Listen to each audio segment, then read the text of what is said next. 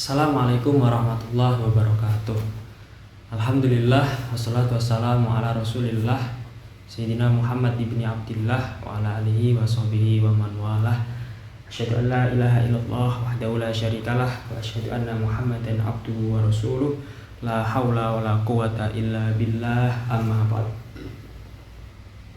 Yang kami hormati, yang kami takdimi segenap Dewan Masyayikh Madrasah TBS Kudus, yang kami banggakan teman-teman alumni Madrasah TBS Kudus di seluruh penjuru dunia, terkhusus alumni-alumni Jakarta yang tergabung dalam format IKSAP TBS Jakarta dan segenap pemirsa YouTube format TBS Jakarta yang dirahmati oleh Allah. Alhamdulillah, kita telah memasuki bulan Ramadan, bulan yang penuh dengan ampunan, bulan yang penuh dengan keutamaan, bulan yang penuh dengan pahala. Namun kita jangan lupa bahwa Ramadan juga bisa menjadi perantara datangnya laknat Allah kepada kita. Seperti yang disabdakan oleh Rasulullah Shallallahu Alaihi Wasallam, arhamallahu unfa abdin ba'da dukhuli Ramadan falam yughfar lahu. Celakalah orang-orang yang tidak diampuni oleh Allah setelah bulan Ramadan itu usai. Tidak hanya tidak diampuni, tapi malah dilaknat oleh Allah. Banyak faktor kenapa kita tidak diampuni oleh Allah. Salah satunya adalah dengan kita mencederai hati Nabi Muhammad SAW dengan menggunakan hadis-hadis palsu, dengan menyebarluaskan hadis-hadis yang kita ketahui bahwa itu palsu. Berbeda urusan ketika kita tidak mengetahui kalau hadis itu palsu. Nah, mengapa hadis-hadis palsu itu tidak boleh kita gunakan atau tidak boleh kita sebarluaskan? Tentunya karena Nabi Muhammad sendiri yang memerintahkannya ketika beliau bersabda, man kadzdzaba alayya muta'ammidan falyatabawwa maq'adahu minan nar. Barang siapa yang berbohong atas namaku muta'ammidan, secara sengaja, falyatabawwa, maka bookinglah tempat. Atau dalam penjelasan Imam Ibnu Hajar al-Asqalani, falyattakhid li nafsihi manzilan, maka siapkanlah tempat di neraka. Maksudnya adalah kamu prepare saja buat masuk neraka. Nah, dari penjelasan Nabi tersebut kita tahu bahwa menfilter hadis-hadis Nabi itu sangat penting. Menggunakannya sebagai argumentasi amalan kita itu sangat penting. Dan berbohong atas namanya dan menyebarluaskan kebohongan itu ketika kita tahu itu adalah dosa yang sangat besar. Contoh-contoh hadis palsu banyak ditemukan dalam keutamaan-keutamaan bulan Ramadan. Contohnya adalah hadis tentang awal bulan Ramadan adalah rahmat, yang memiliki redaksi awalu syahri Ramadan rahmatun wa awsatu maghfiratun wa akhiruhu itqun minan nar. Hadis ini hadis yang sangat bermasalah karena ada rawi yang diindikasi sebagai matrukul hadis atau rawi yang dikategorikan sebagai muttahimun bil kadzib, dicurigai sebagai pendusta, dicurigai sebagai pembohong. Rawi itu bernama Maslamah bin Solet. Nah, matrukul hadis itu menempati 3 besar posisi hadis yang doif jiddan.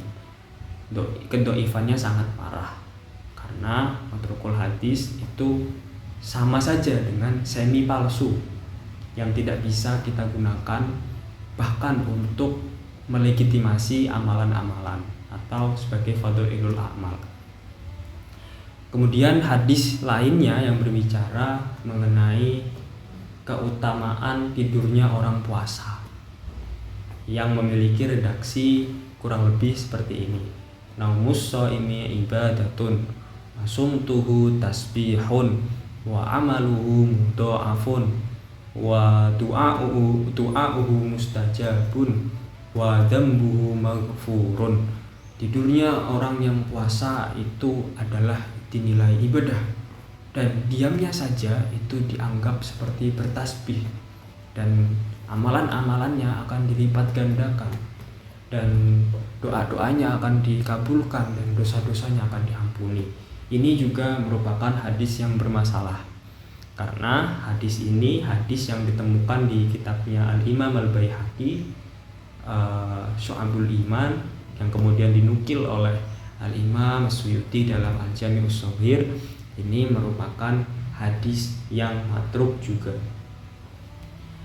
karena ada perawi yang bernama Sulaiman ibnu An-Nakhai yang dinilai oleh Al-Imam Al-Iraqi dan juga Al-Imam Ahmad bin Hanbal sebagai kadzabun atau pendusta.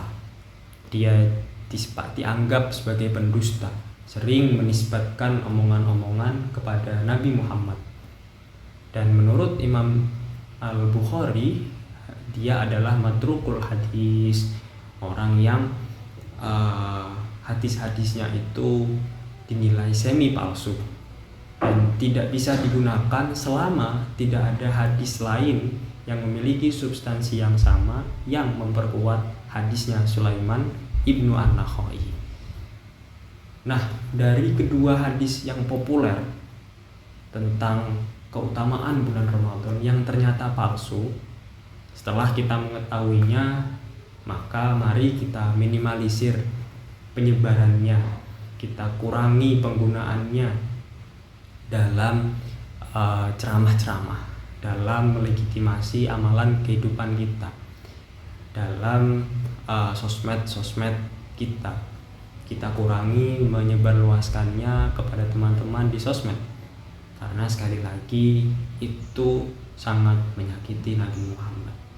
Kita tidak sopan, kita menyakiti Nabi kita, Nabi Muhammad Sallallahu Alaihi Wasallam. Sebagai penutup, izinkan kami menukil perkataan dari guru kami, Profesor Dr. Kiai Haji Ali Mustafa Yaqub.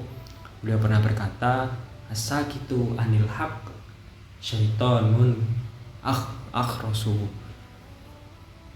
Orang yang diam kepada kebenaran, orang yang diam terhadap kebenaran, maka dia sama saja seperti setan. Setan yang bisu, setan yang gak berani ngomong. Sekian dari kami, kurang lebihnya mohon maaf. Wallahul muwaffiq ila ma yuhibbu wa yarda. Wassalamualaikum warahmatullahi wabarakatuh.